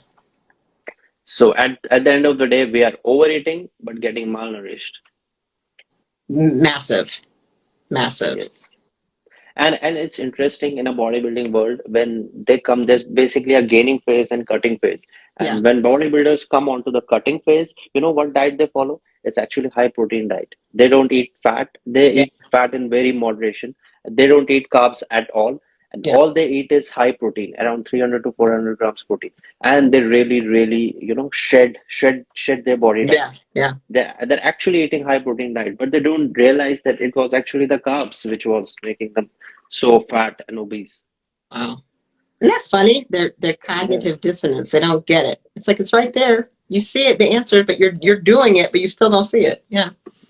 And then they say you can't build muscle without carbs. And then I'm just like, okay. Yeah. I have been carnivore since 3 years. I have Yeah. gained at least 15 kgs of muscle without carbs. Yeah. You don't need carbs. Yeah. Why would you need carbs for muscle? That's so funny. Yeah, the only thing you The need for muscle muscle is is not a nitrogen. carb. You know what I Yeah, mean? It's protein. it's nitrogen. Yeah. Yeah. Yeah, somebody, this is interesting. Kilo, should we trust the meat industry? What are they shooting into the animals for us to consume? It's not really, it's so funny. Everybody wants to say this argument. And I'm like, oh man, y'all don't really understand it. So first of all, there aren't that much shooting of anything into cattle and stuff. I'm gonna say in America. I can only speak of what goes on here in North America. But even animals that are like factory farm lot, like the worst, let's say, that are given antibiotics in their food, that are given growth hormone injections to get them bigger, even those, what's left in that animal is so minuscule. You're looking at, like, say, for estrogen that's left, what you get from beans and soy, it's in the thousands. And it's, I don't know if it's nanogram. I don't know the measure. If it's a nanogram, let's say, whatever that unit is, I don't know. But it's like 10,000 from 3 ounces of soy, and it's 4 from 3 ounces of beef. It is actually not in the meat the way you think it is. And trust me, I don't want artificial and synthetic and farm lots. I was a vegan. I get all my stuff from a farmer, grass-fed cows, blah, blah, blah, because I can afford it and it matters deeply to me. But I do not care if that's the meat my mother eats. Okay? So one hands down, if my mother at 77 years old has a choice of having hamburger from any grocery store from whatever, or oatmeal, there's no question. Oatmeal, pasta, all that crap, I don't want her eating any of it. So commercial red meat, hands down, is superior to any bean, any plant protein, any grain, bleh. If it's grass-fed, grass-finished, local, all the better. All the better, of course. Better I for the think environment, better for everything. the only meat you need to stay away from is processed meat. I don't even agree with that. Why? I mean, I just don't. I don't think it's as bad as people think it is. Like, you're talking about salami and hot dogs and stuff like that. Yeah, Are you but talking about yeah, processed? Is that what you mean? yeah, yeah. No, Yeah. I'm talking about the meat in which they mix a lot of soya because it's only 60 or 50 Oh percent yeah, meat. no, no. Well, I Yeah, don't and consider 30, that yeah, meat. Okay, no, yeah, no, yeah. that's I not and meat. 40% is soya and a lot of seed oils. That's what we get That's in no, no, India. no. Yeah, I don't consider that's not meat to me. That okay? Now I know what you're Yeah, saying. Yeah, that's yeah, no. Like yeah. you're talking about like fast, like Taco Bell. Like I don't know if you guys have that, but like people eat there. I've had patients. This is what they've told me. We have a fast food called Taco Bell. I don't know if you have that. Um, it's like Mexican stuff. And I've had this one patient. God bless her heart. She's like 25 years old. Oh, I just have a really hard time eating meat. Meat makes me sick. I said, oh, okay, let's talk about it. So give me some examples. Tell me why you think that. And she gave me the example that she got sick after she ate Taco Bell once. And I said, wait, you ate Taco Bell? And this is the conclusion was it's the meat that made me sick. I get When this a lot. yeah, it's not even meat. I'm like, that's texturized soy. That's that soy protein stuff, TVP, whatever it's called, and a bunch of spices and seed oils and corn tortillas. And oh man, so out of all of those things you ate in that meal, you think it's the beef that made you sick? Wow. And I'm like, let's do an experiment then, shall we? Why don't we isolate the ingredients and let's see what happens? Mm. And she went home and had a filet mignon and was like, that was the greatest experience of my life. Oh my God. I said, mm-hmm. Came back a week later. I lost 5 pounds. I said, uh-huh. Shocking. But that's what they do. I'm Mm. like, you can't eat meat. I go, are you kidding me? Yeah. So I agree with you. I thought you meant like, you know, Yeah. lunch meat. So I don't have a big problem with people prosciutto and salami. I'm like, yeah, you can eat it. many of the people who do eat meat, then they get this upset stomach, bad gut, and they are eating meat cooked in seed oils, and then eating a lot of rice or lot of chapatis, lot of grains with meat, and then they blame the meat for what the Correct. things did. I know. I know. I'm like, now, why did you think that instead of this other thing? Because they want to make sure they can still eat their pizza and their cake. Well, it Yeah, couldn't have been the cake, and it certainly wasn't the 3 bourbons you had. What wasn't that? yeah, it was the meat. Right? It had to be the burger. Yes, People are funny, aren't they? yeah, They're and really cute. even in burgers here, the burger patty it's not 100% meat. They're Oh, never that's not 100% meat. good. Yeah, Yeah, that's you unfortunate. actually get 100% meat patties in US, but in India I've never seen 100% meat patty. Oh It's my always mixed. God. Even So the where do you get McDonald's. it? Where do you get your like lamb and can you like where do you get it? No, I'm talking about the burgers. So the beef. Well, what do you guys make Yeah. your beef out of? Is it beef? We eat we I'm talking about the burgers in McDonald's and other places. Oh, Processed oh, oh, processed foods. oh. So I mean the fast food. We yes, call that yeah, fast fast food. food. Now I know what Yeah, you're saying. fast. Processed. Yeah, I got you. yeah. Okay. So the patty, the chicken patty in the burger is never 100% chicken. It's Okay. always it's always mixed with other ingredients. I got you. Mm. Oh, And I think then we do some of that here too. In certain places, look, we know Taco Bell at certain, but other places they let you know 100%. Grass fed. We have all these grass fed places. I mean, you can walk in and it's grass fed meat. I can go right down the street and it's a local farmer, grass finished organic beef. It's very easy actually. It's more money. People, it's just the reality. Um, but I'm happy to do it to support a local farmer and stuff like that. And everybody's different. Like I said, eat the meat you can afford though. I've been so poor, I had to eat on $1 a day before as an adult. Like, I get it. I ate 2 hot dogs a day from a gas station. That's what I could afford. Okay. I've been there. I, Shit is hard at times, but so I don't shame or condescend anybody for eating the meat they can afford. Period. And I won't tolerate it. I do a lot of courses. I don't tolerate people going on and on like, look, because then they make people feel bad. I'm like, if this woman is, she's in her 60s, she's going carnivore for the first time, and she's got to eat 3 times a day enough meat. I'm trying to get 150 grams of protein in this woman, or 130 for the first time in her life. I will not tolerate anybody shaming her, making her feel bad because she can't have a whole foods lifestyle. Not everybody's the same financially. And I'm happy. I just need her to get that protein in, because I'm working on her feeling good again, her building some muscles again, getting her brain to work again, getting cholesterol in her body. Of course, I like the higher grade stuff, but I mean, I only draw the line at a few things, like farm raised fish, like farm raised salmon, never. Farm raised tilapia, never. There's certain things I'm like, the poison level is so high in a few food items, I never allow those. But red meat is not the problem. Lamb and beef and buffalo, you're good to go pretty much. Yeah, Even chicken is good if people can't eat red meat for religious reasons. Even chicken is a good option, at least so much better than it's all that okay to junk and other start. food. It's Yeah, okay. I find it. It's very low in iron. And my yeah. women, I'm an ovulating woman still. We monthly periods. We need a lot of iron. And women are not getting enough. They've been told to eat that low fat crap, and so they're staying And away from red meat. So I really do encourage more red meat. But absolutely, if you love chicken, fine. You know what I mean? I don't love it. I want you to love it. I don't. I hate mm, salmon, so I don't eat it. I can't stand salmon. It's disgusting to me. So I don't eat it now. I did it before to heal myself. I was very sick. It was my mission to heal myself with food.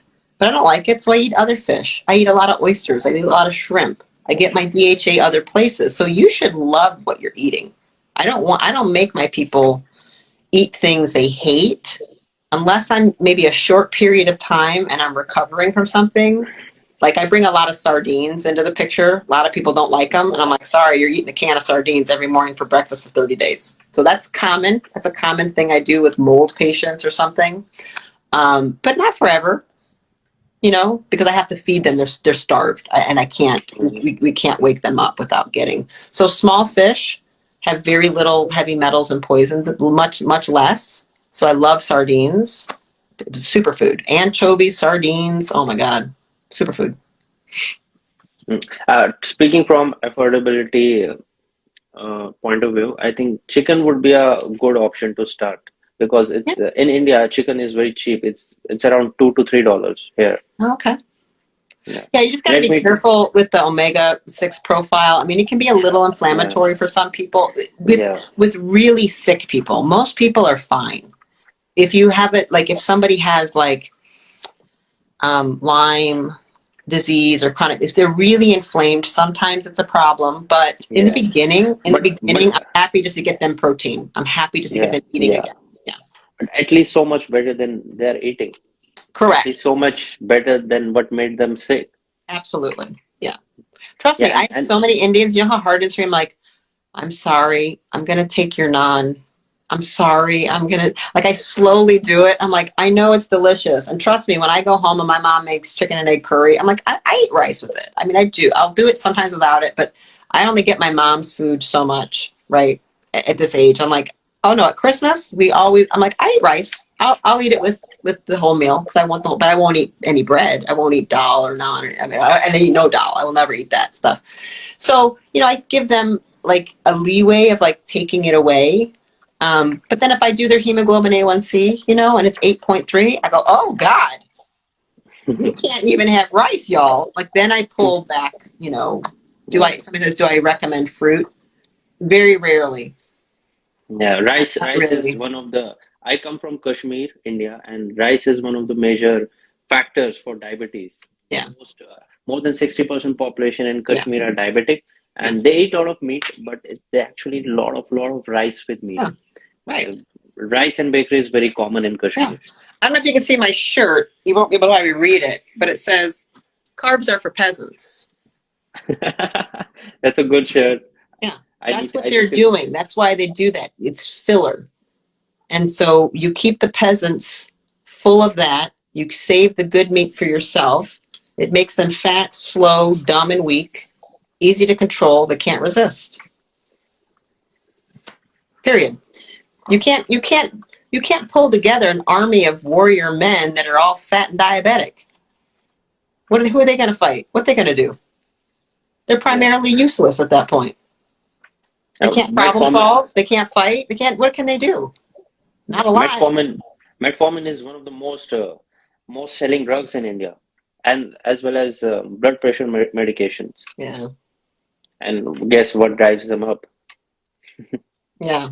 Well, and plus they work you guys to the bone with like you're all in IT, you're all sitting at computers, they're sitting blue light toxic, and all many times working night shifts, right? So the call centers. So you have a whole part of your culture that's never sleeps at night. I mean, they're working blue lit all night, so that automatically sets you up. That causes diabetes. Even if they eat a perfect diet, their chance of diabetes is very high from not following the circadian biology. So there's a lot more at play. Yes, India, the stress, the environmental stress, the people stacked on top of each other. It's a lot that goes on there. Yeah. And then the vaccine program has really devastated a lot of the villages as well. That's a whole yes, other topic. exactly. Yes, exactly. And it's high blood pressure is actually very common in bodybuilding because first you are taking exogenous testosterone, which converts to estrogen. And when there's high estrogen in the body, there's more water retention. And on top of that, bodybuilders are taking a lot of carbs, so they always get blood pressure issues. Yeah. And guess what they do to resolve it? They just lower the carbs, and automatically their blood pressure is resolved. It's back to normal Yeah. just by cutting the carbs. Yeah. Yeah. It's pretty easy actually. Yeah. You know. And it's one way of your body telling you that this is not good for me. Still you don't listen to it. Still they say, yeah, yeah, you cannot build muscles without carbs. I don't know where that came from, but it's very common in bodybuilding. Yeah. Well, it comes from like you get a nice quick energy and you can get some really intense Yeah, workouts. but And people who aren't but adapted, they don't feel as good at first. And so they think, oh, I have a better workout when I have carbs. So that's what you know what I mean? I get where it comes from. yeah, what I think is the best for fast acting energy. I think eggs, no, nothing can replace eggs. You're getting first class protein. You are getting fast chain fatty acids. You're getting fast absorbed fatty acids. What else do you need? It's quick energy Yeah, with first class protein. I agree. I A lot of agree. vitamin and I minerals. work out. I'm fasted on, protein. I mean, so it's not that hard. You know what I mean? Like it's not. I'm always fine. I'm always killing it. So And what's funny is when I was doing my master's in clinical nutrition, they said I during my practical I made a sample diet plan and I gave the patient 90 grams of protein. And they said you can't give 90 grams of protein to a sedentary person. This will harm her kidneys. And oh my God, I didn't know what to say. I was oh laughing. my God. There, 90 that's, gram of proteins, according to them, was going to harm the kidneys. these people are idiots. I didn't know it was this bad. I see, the more I find out at times, the more I'm like, this is why I keep to myself. This is this is why I don't want to know what's going on. I'm like, they said what to you? I'm like, it's that bad? Yeah, I Yeah. know. The protein study is very clear. You're very clear in the meta-analysis of how much protein, and I deal with a lot of older people. You're dealing with young people probably, but the older we get, the more protein we need. I don't let any Yes. patient go under a gram of protein per pound of body weight ideal, period.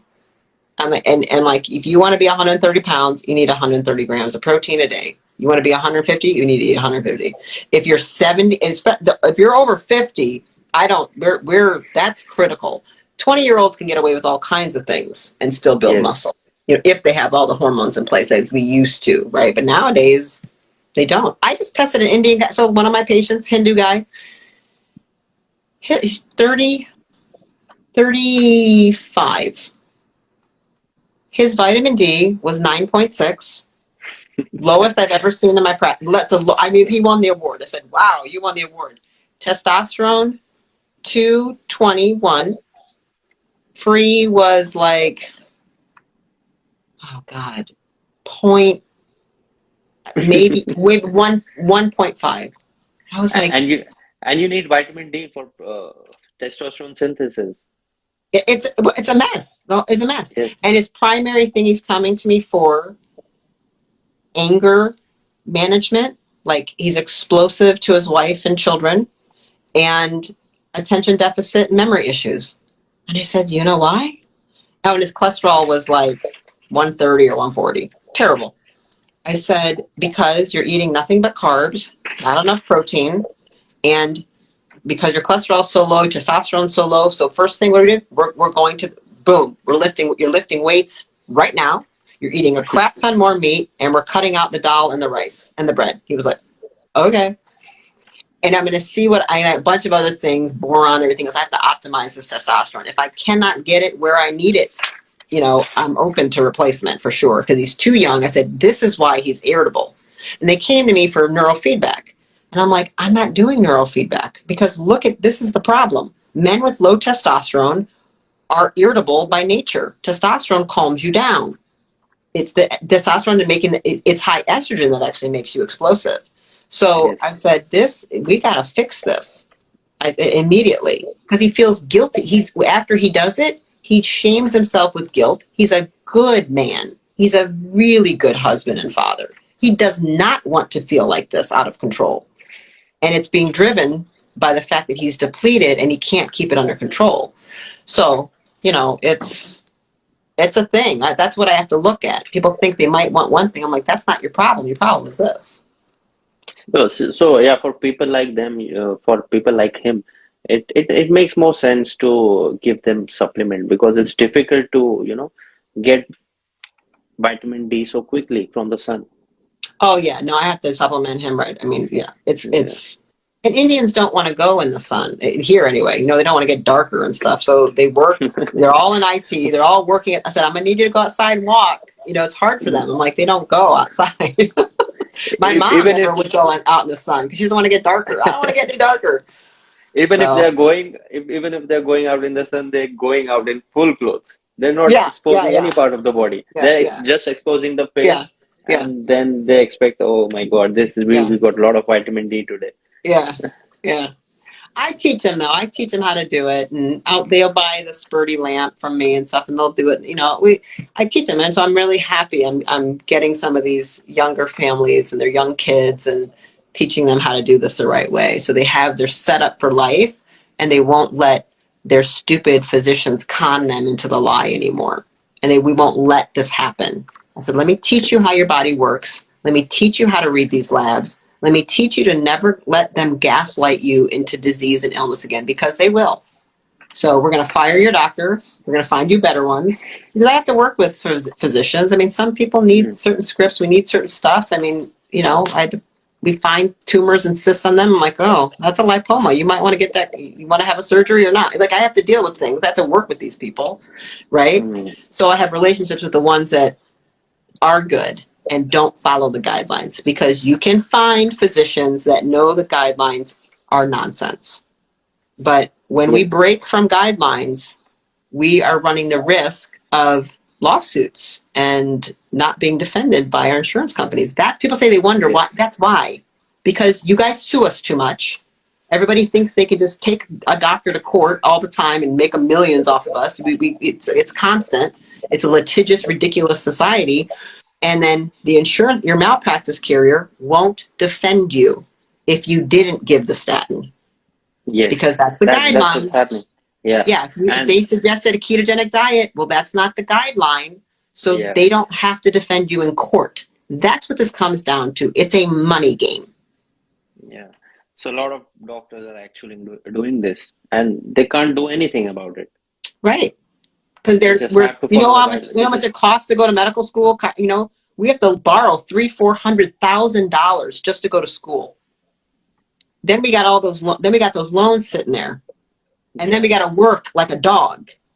Yeah. And you want us to read literature on the weekends when we're slaves to our debt and our practices or the hospital.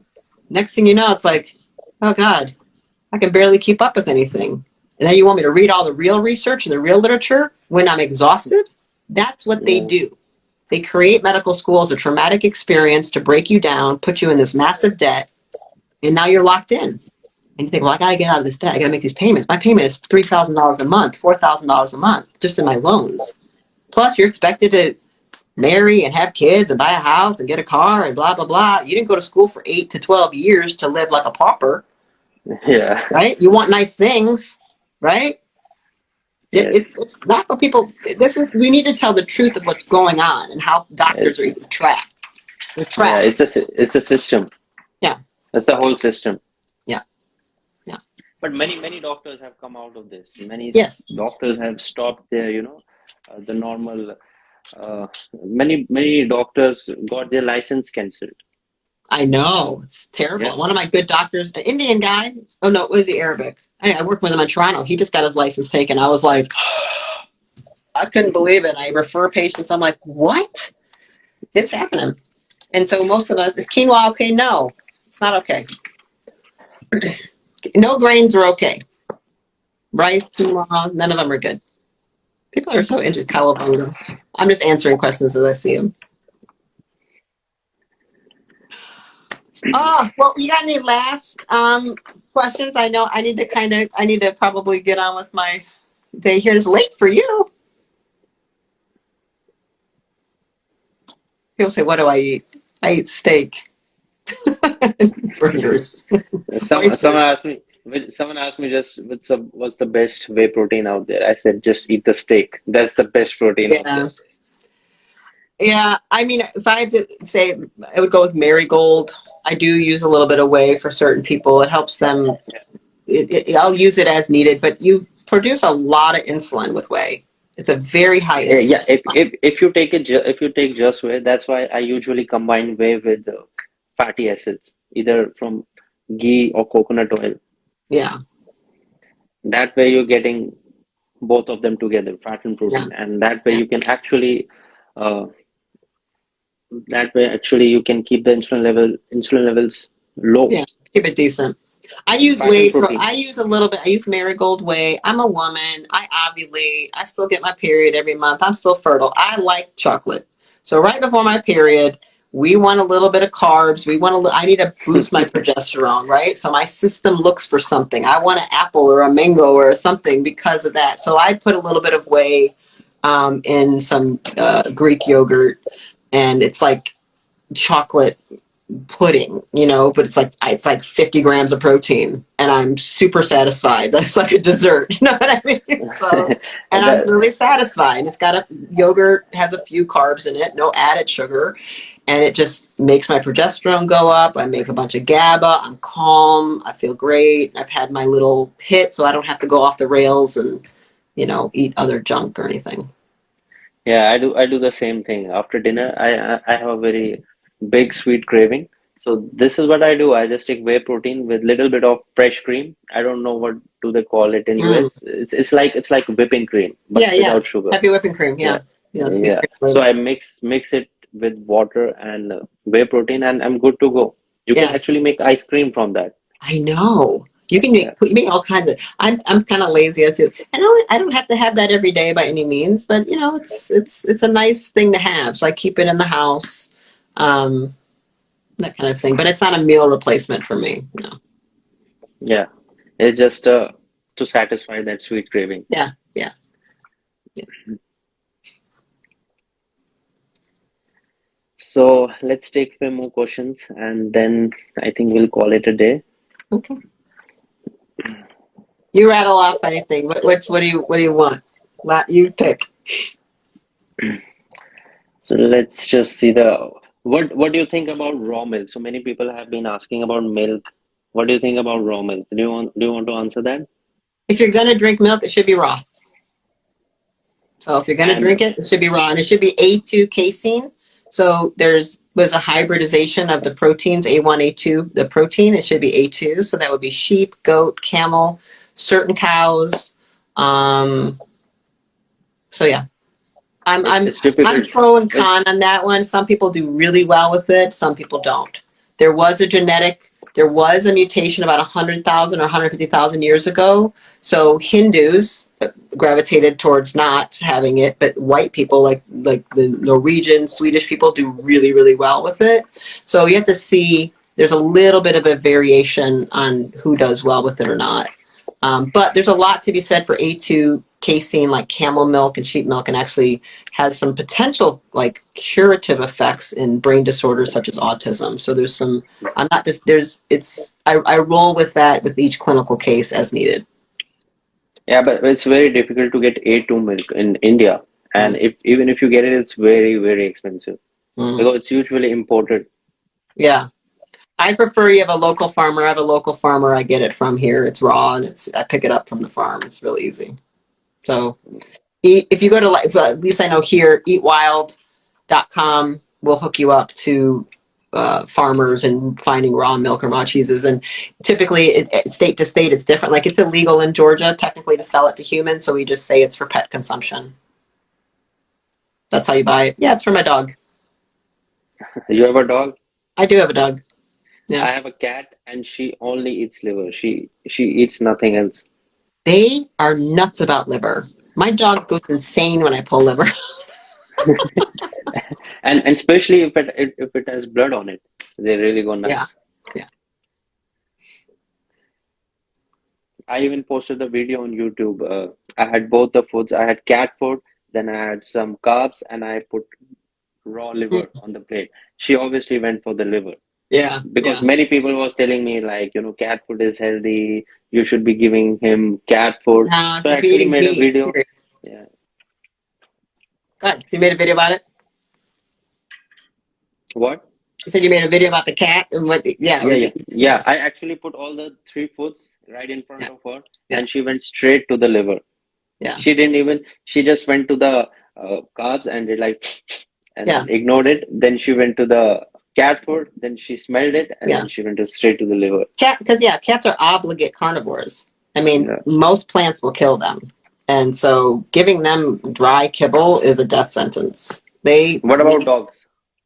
They aren't as obligate as a cat, so but they are carnivores, but they can get away with some carbs and stuff. They're a little bit more of a scavenger. But my dog's been a raw carnivore for 8 years, raw everything. So yeah. And I saw a quick You, question: Does collagen count as a complete protein? No, it doesn't. You don't count collagen. Collagen's incomplete, so that is not a complete. That does not count in my protein count. Collagen is for joints and skin. It's not for muscle building. And if you eat the tendinous organs and stuff on everything, you don't need to take collagen. You don't really. You should be eating it, but it does not you'll count in that protein in that total of the day. No.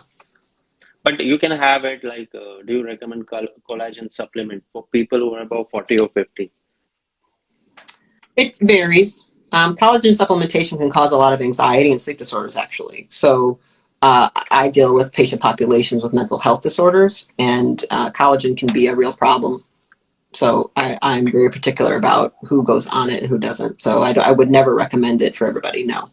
A lot of people go on collagen and they have a lot of problems and they don't realize it was the collagen. Okay, even collagen from bone broth. It doesn't matter. It's the glycine. It's the content of what's actually happening with glycine and tryptophan. So Hmm. it doesn't matter where it comes from.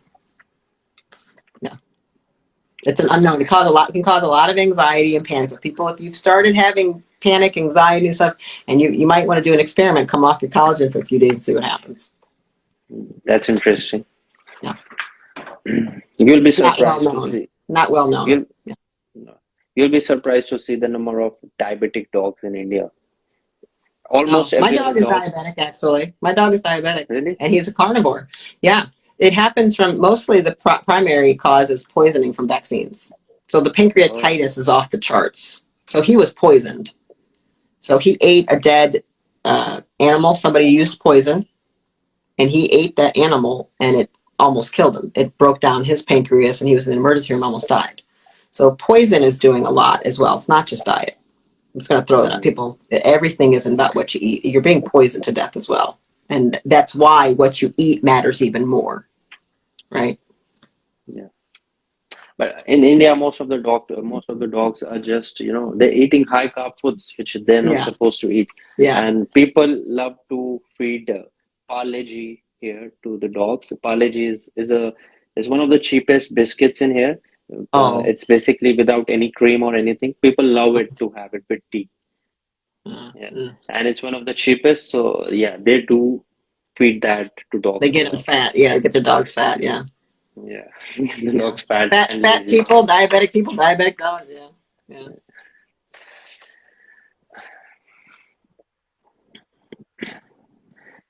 So, what are your views on vegetarian? Since we know that vegan is definitely a big no, what do you think about vegetarian diet? Because many people are, I see a lot of people who are just scared to eat meat. It's not the religion which is holding them back, but it's that they've never eaten meat in their life and they're scared to, eat the meat for the first time, so they remain vegetarian.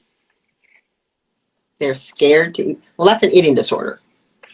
Yeah, because they've never eaten meat in their life. So Yeah, I do get this a lot. Many of my clients are yeah, vegetarians. They eat yeah, milk, they eat cottage yeah. cheese, but Yeah. they're scared to eat animals because they've never done it in their life because their parents were vegetarians. Mm-hmm. It's And not what do they because of think is going to religion. happen?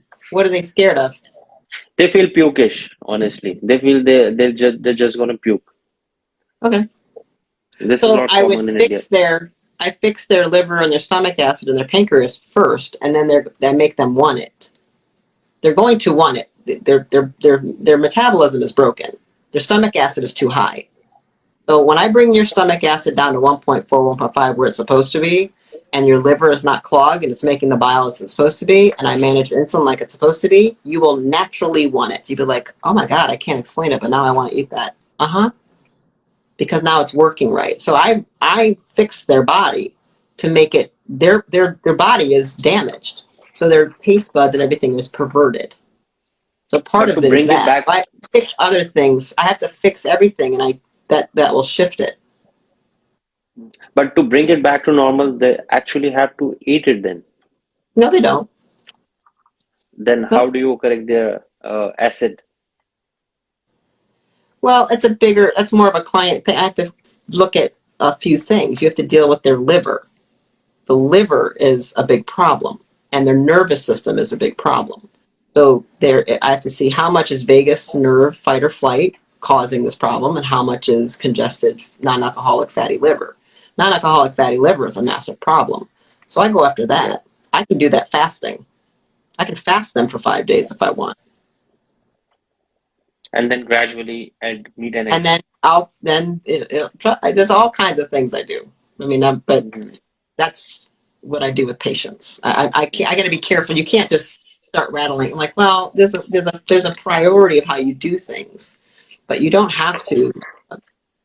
No, I make them want it. You can make the body go, oh, and they'll literally say, 6 weeks ago that was nauseating to me, and now I can't even stop eating steak. I'm like, I know. I don't do I don't have to hypnotize them. I get them behaving like a human. You make the body function like a human, it will want to eat like a human. They are living like non-humans. A vegetarian diet is not a human diet. So therefore now they don't behave like one. So I start fixing it. I come back in the other way to make it comfortable for them. Because now Yeah, they have eating. mm.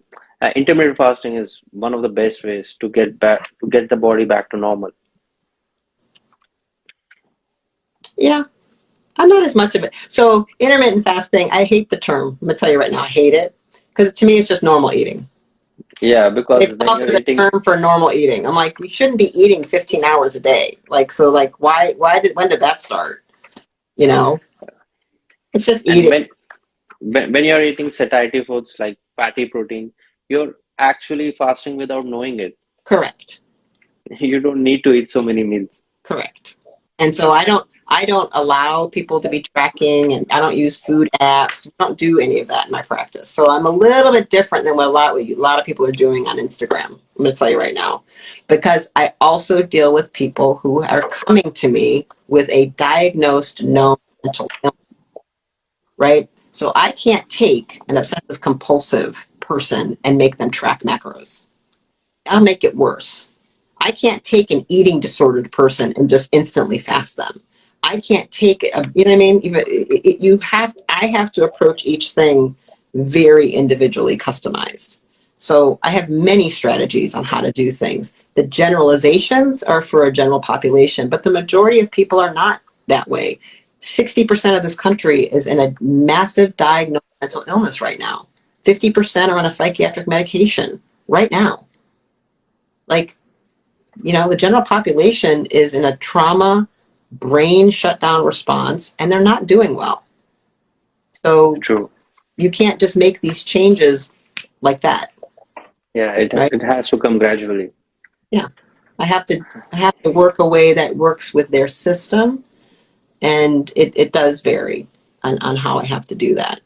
So, but yeah, how I deal with them is I just get them to do that. And I do have to change the mindset of you're going to eat. I have to see what works for them. The understanding primal cultures, and they start studying it like, oh. So sometimes some people are very mental. They need the mental information. Some people are very emotional. I'll hit their emotional information. I have to see what the access point for them to make the switch is. So it's very customized, but again, like I said, they're not making an appointment with me unless they know this is coming. I mean, they Right. know it's coming, so they want it. They want to know how to do it. So I don't find resistance. Again, I'm not trying to convince anybody. I don't have time for it. Right? Right. You probably Absolutely. deal with that with clients. You know what I mean? Like, I don't Yeah. have to. Yeah, I know. I know. Some people do it better with, liver. Sometimes they do it better with fish. It's all individualized. Yeah. And sometimes, I actually let people follow vegetarian diet and gradually, very slowly start adding eggs and then fish and then chicken. And I've seen it actually, it's a good way to, actually start eating meat and eggs. Because if you tell them to start eating meat and eggs from the same day, they just get really scared of it. One of my clients, she had PCOD and she started this ketogenic diet. She was a vegetarian and gradually she started eating eggs. Then she started chicken. Now she's eating eggs and chicken. She hasn't started the red meat, but at least she's eating eggs and chicken. It's good. Yeah, you have to do it gradually. The body can't handle it. Otherwise, it's like no different than training, right? You would never go do a marathon if you are out of shape. You have to Yes. train. So the system is not able to. It hasn't done it. It doesn't know how to digest. It doesn't know how to work right because you've broken it. You have to heal it first. So you can't go from the couch to a marathon. You go Yes. from a 3K to a 5K to a 10. It's a gradual progression, right? That's what happens. You don't go from 40% body fat to 10% body fat. It's a gradual progression. Yes, exactly. But the best part about this diet is it takes less time compared to other diets. It takes time, but comparatively, it's so much lesser than other diets. Correct. Because you're putting in what you need to heal. If you put in It's, you put in what you need to heal and take away poison, body heals pretty quick. Give it what it needs and stop poisoning it, and it will work. The body just always. We're just starving it and poisoning it. yes, yes. Just put it in the right environment. Yep. Great. So let's just see if we have any more questions. Then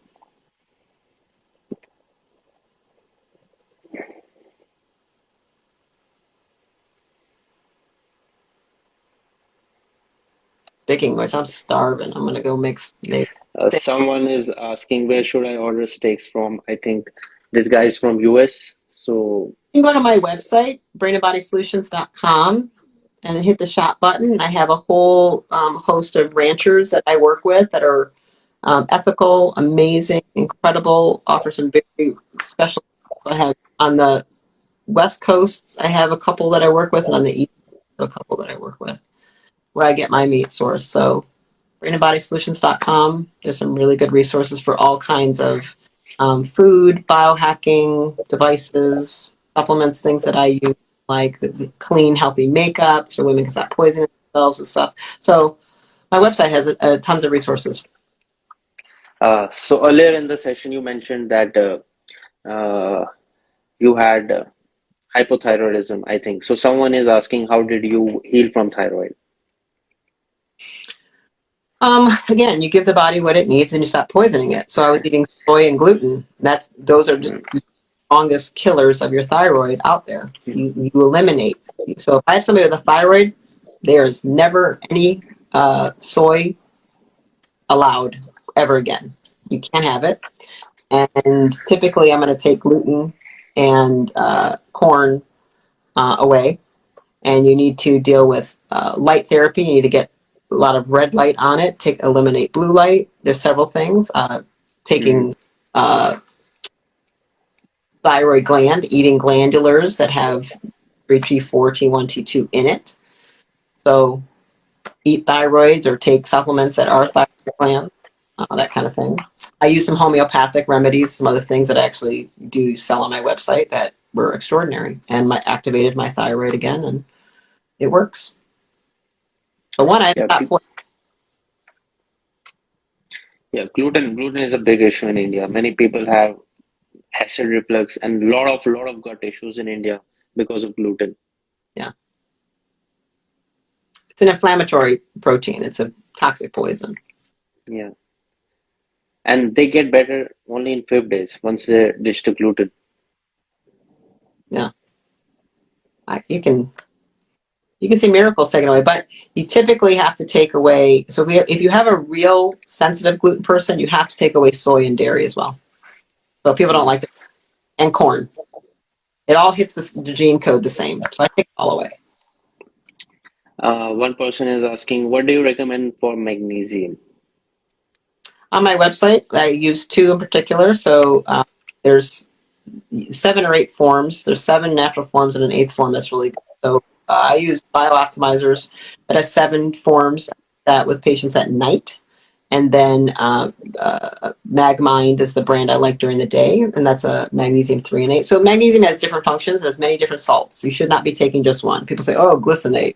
Oh, and Epsom salt. So magnesium sulfate, taking baths. You absorb more through your skin, but True. yeah, you need a lot of magnesium depending on what you're doing. So if you're eating carbs and sugar, you need a lot more magnesium than a carnivore, first of all. So many carnivores do not need a supplement because they don't do things to drain themselves. You need magnesium to process things. So you need Mm. about 4 milligrams to process beef. You need about 400 to process sugar. So it's very, very different what your body needs are based upon what you're eating. But exercise, lack of sleep, stress, you'll start burning through magnesium. So it depends on what you go through, how much. Yes. But those are the brands. They're on my website in my store. You can see exactly what I like. Yeah, it's much more individualized. I've seen a lot of people, when they get constipated, magnesium really helps them. Like initially when they start the carnivore or ketogenic diet, they start getting constipated, and the moment they take magnesium, they're back to normal in a day or two. Yeah. So I don't love magnesium, to use it that way though. I like to go a little bit more root cause. I mean, magnesium citrate is a nice laxative, but yes, well, I don't want them using it as a laxative. I want to get to what's going on. yeah. So So, magnesium should uh, be calming the nervous system. Magnesium is designed to keep the nervous system and muscles in check. It shouldn't be a laxative. That's the cheap yes, way to use it. And that's magnesium yeah. citrate. It's It's just a it's lax. it's a short-term, temporary Yeah. solution. Yeah. I like MCT oil better for that, to be honest. So I'd rather Yeah. use MCT oil to move somebody through because I can make ketones in the liver, I can help the brain, and I can kill some candida in the gut. And MCT oil will make you go.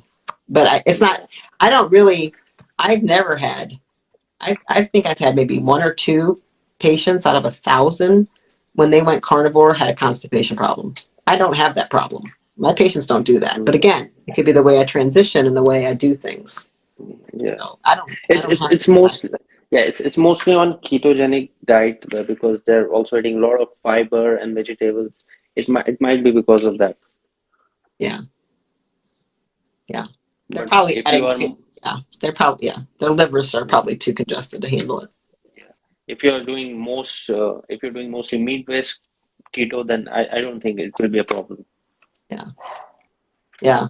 That's And because they're also eating too magnesium, many oxalates. Yeah, they're eating the same, the keto paleo foods, they eat too much of the same thing and they're poisoning themselves with too much oxalates and lectins and stuff. That's the problems. That's what they do. Yeah. So I know what you mean. Yeah. Yeah. It actually plays a big role in sports since I've been always been into sports, and magnesium has really helped me in increasing my performance at the gym, in endurance sports, in strength sports, in everything. Yeah. Just a Yeah, you little of burn through a lot magnesium. of it, exercise. Yeah. You burn through it. Yeah, yeah. So I really think in if you are a competitive athlete, you have to supplement magnesium. No matter what diet you're on, it's very difficult to get enough of it from the diet because your demands are higher, so you have to supply the body. Yeah, maybe. Maybe. I don't know. I think at this point, because of the blue light and the EMF, stuff like that, maybe. I don't necessarily see, I mean, I guarantee you the Maasai warrior tribes and other tribes, they're more physical than you, right? And they don't Yes, supplement with magnesium. Right. but Hunter gatherers, you know what I mean? They were working hard. They weren't taking magnesium supplements. So but they I'm didn't not have the sure you option need of it. supplements. They never had the supplements option. They didn't never had the option. Why And would, but like, why would you need it? They lived to be 120 years old. I think they were probably doing okay. Right. but they were not living in a world we are living in. Like we are Exactly. That's what I'm living. saying. I think it's Yeah, another issue. I don't think it's yeah. exercise. I think it's more non-native EMF and lighting and stuff like that. I don't think it's physical activity though. If you're really, I mean, there are Siberians, the Akutans and the Atuans, they're living to 140 right now. Nobody talks about them because nobody knows about the Russians and the reality of what they're doing. They're not taking magnesium supplements, and they're carnivore. They're The carnivore. carnivores, and they're in Siberia in harsh conditions. They don't take any supplements, and they're getting pregnant at 60 years old. Oh my God. And no one talks about them. These are Russia has a lot of secrets. Lots of secrets in Russia. They don't want. They keep their longevity to themselves. But I do like magnesium. I think most people do better to take it. Bye, guys. You too. Have a good day. Have a great weekend. Thank you. Bye.